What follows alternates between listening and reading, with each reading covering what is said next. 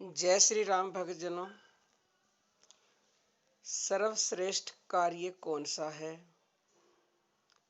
जिस कार्य के करने से श्री राम मनुष्य के ऋणी हो जाते हैं और वो गारंटीड फलदायक हो, यानी जिसके करने से हमें परमपिता परमेश्वर भगवान श्री राम की प्राप्ति हो। ऐसा कौन सा कार्य है, यही विषय है आज का। तो चलिए बात करते हैं। देखो, गीता में स्वयं कृष्ण भगवान ने कहा है कि कोई भी कार्य छोटा या बड़ा नहीं होता। छोटा और बड़ा कार्य बनता है उसके भाव से। आप कोई भी छोटे से छोटा कार्य करो, अगर आपका भाव अच्छा है तो वो कार्य सबसे उत्तम और सर्वश्रेष्ठ है। परंतु आप उत्तम से भी उत्तम कार्य को करते हैं और अगर आपका भाव, आपकी सोच, आपके विचार गलत हैं तो वो कार्य बिल्कुल निम्न श्रेणी का है। यानी भाव की बहुत ही अधिक प्रधानता है। संसार में कोई भी कार्य आप करते हैं, उस करने की बजाय भाव की ही प्रधानता ज़्यादा है। छोटी से छोटी क्रिया भी भाव की प्रधानता के कारण ही मुक्ति तक दे सकती है और उत्तम से उत्तम क्रिया भी निम्न श्रेणी का भाव होने पर नरक में ले जाती है। जैसे कोई मनुष्य जप तप ध्यान स्तुति प्रार्थना पूजा पाठ यज्ञ और अनुष्ठान आदि दूसरों के बुरे या उसके विनाश के लिए करता है तो उसके फलस्वरूप करने वाले को नरक की प्राप्ति होती है, चाहे उस समय उसकी इच्छा पूरी क्यों ना हो जाए।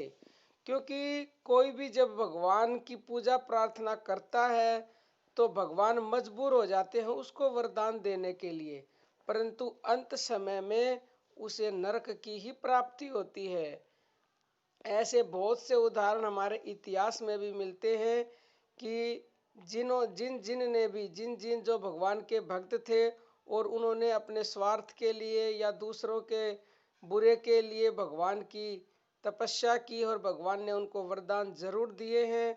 उदाहरण के लिए रावण का उदाहरण सबसे बड़ा है, परंतु अंत में जाके रावण को श्री राम के हाथों मरना पड़ा। तो आप समझ ही गए होंगे कि बुरे काम का नतीजा हमेशा बुरा ही होता है। अनुष्ठान आदि क्रिया यद्यपि बहुत ही उत्तम है, किंतु जो भी मैंने आपको बताया ही भाव उसमें कौन सा है, उस भाव को बोलते हैं तामसी भाव। जो किसी की बुरे के लिए सोचा जाता है, नीच कार्य के लिए किया जाता है, वो तामसी भाव होते हैं। तामसी भाव होने के कारण करने वाले की अधोगति होती है, यानी वो अधोगति को प्राप्त होता है। कृष्ण भगवान ने स्वयं गीता में कहा है, जघन्य गुण वृत्तिस्था अधोगछन्ति तामसः। तमोगुण के कार्य रूप निद्रा प्रमाद और आलस्य आदि में स्थित तामस पुरुष अधोगति को, यानी कीट पशु और आदि नीच योनियों को तथा नरकों को प्राप्त होते हैं। जब यदि उत्तम क्रिया स्त्री धन पुत्र आदि की प्राप्ति के लिए अथवा रोग निवृत्ति के लिए की जाती है, मान लो आप भगवान की पूजा करते हैं अपने स्त्री पुत्र धन आदि की प्राप्ति के लिए या अपनी बीमारी दूर करने के लिए, तब राजसी भाव होने के कारण उससे मध्यम गति प्राप्त होती है। इस भाव को राजसी भाव बोला जाता है और आपको मध्यम गति की प्राप्ति होगी। सारांश यह है कि जिस जिस भावना से क्रिया की जाती है, यानी कार्य किया जाता है, उसकी ही प्राप्ति होती है। उत्तम क्रिया ही जब कर्तव्य समझकर निष्काम प्रेम भाव से भगवत अर्थ की जाती है, तब उसका फल अंतःकरण की शुद्धि होकर भगवान की प्राप्ति हो जाती है। और ऐसा कार्य जो निष्काम भाव से किया जाता है वही सर्वश्रेष्ठ कार्य है और गारंटीड फलदायक है। कार्य तो आप कर रहे हैं, आप भगवान की भक्ति कर रहे हैं, करो, आपको फल जरूर मिलेगा। परंतु अगर आप उसको निष्काम भाव से खाली कर्तव्य समझकर करेंगे, पूरी ईमानदारी, श्रद्धा और निष्ठा से करेंगे, तो ऐसे मनुष्य के तो भगवान ऋणी हो जाते हैं। जब भगवान मनुष्य के ऋणी हो गए तो फिर तो जो हम चाहेंगे वो करेंगे भगवान। क्योंकि अगर आम इंसान की भी कोई निस्वार्थ भाव से, निष्काम भाव से कोई सेवा कर देता है, कोई कुछ दे देता है, तो इंसान क्या कहता है बदले में? मैं आपका ऋणी हो गया और पता नहीं इस ऋण का बदला मैं कैसे चुका पाऊंगा, आपने तो मुझ पर ऋण चढ़ा दिया है। तो इसी तरह से भगवान भी हमारे ऋणी हो जाते हैं और फिर जब जो हम करवाएंगे भगवान से वो अवश्य ही करेंगे, जिसकी हमें जरूरत है वो बिन मांगे देंगे। क्योंकि भगवान तो सब समझते हैं, सब जानते हैं, उनको कुछ कहने की या बताने की जरूरत नहीं है। लोग आजकल लेकिन शर्तें पहले रखते हैं और भगवान की पूजा प्रार्थना या कोई भी कार्य बाद में शुरू करते हैं, पहले कंडीशंस अप्लाई हो जाती है। तो आप ऐसा ना करें, कंडीशन अप्लाई ना करें, भगवान की भक्ति करें, कोई भी कार्य करें निष्काम भाव से करें, तो आपको गारंटीड फल मिलेगा। 100% नहीं, लाख गुना ज़्यादा परसेंट फल मिलेगा आपको। और भगवान की प्राप्ति भी अवश्य होगी। इससे बढ़कर इस संसार में कोई कार्य नहीं। ये आप भक्ति समझो, कार्य समझो। क्योंकि भगवान की भक्ति भी अगर निष्काम भाव से आप करते हो तो फिर कहने ही क्या है। इस प्रकार एक ही क्रिया भाव के कारण उत्तम, मध्यम और अधम फल देने वाली होती है। एक निम्न श्रेणी की क्रिया है, किंतु भाव यदि उच्च कोटि का है तो वह मुक्ति भी प्रदान करने वाली हो जाती है।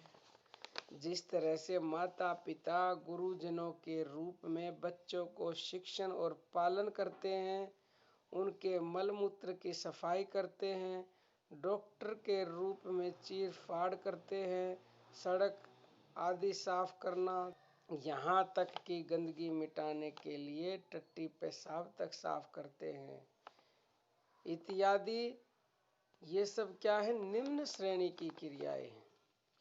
ये सब भी कर्तव्य समझकर निष्काम प्रेम भाव से की जाएं तो इनके फलस्वरूप अंतःकरण की शुद्धि होकर परमात्मा की प्राप्ति तक हो सकती है।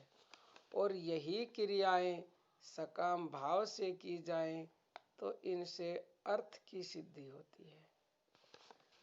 कहा जाता है भिलनी शबरी रास्ते पर झाड़ू लगाया करती थी तथा कूड़ा करकट कांटे आदि साफ किया करती थी और जंगल में लकड़ियां इकट्ठी करके ऋषि मुनियों के आश्रमों के पास रख दिया करती थी। देखने में यह नीची श्रेणी का कार्य दिखता है, किंतु वह निष्काम भाव से कर्तव्य समझकर करती थी, इसलिए उसका भाव उत्तम होने से उसका अंतःकरण शुद्ध हो गया और उसे भगवान की प्राप्ति हो गई।